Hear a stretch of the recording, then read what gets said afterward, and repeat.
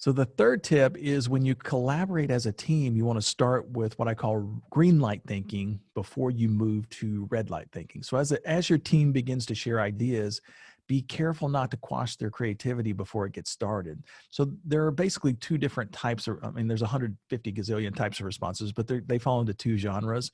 When somebody is giving you a new idea, or when a person is bringing a new idea to the table. The first way is what we call red light thinking, and that's where we're trying to judge the effectiveness of the idea. We want to test the idea.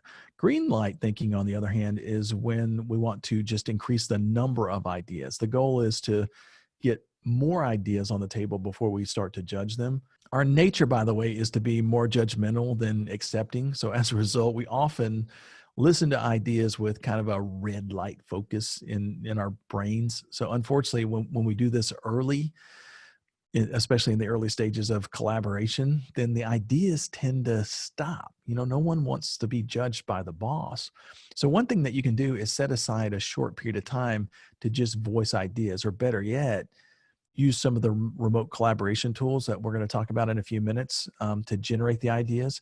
And during this initial time period, encourage team members to not be critical or judgmental. If you catch a team member slipping into the red light responses, just say something like, hey, for now, let's focus on just getting more ideas on the table. We can determine what the best ideas are later. Typically that will encourage more ideas, and you'll get more concepts to kind of work with as you start to do the judgmental part.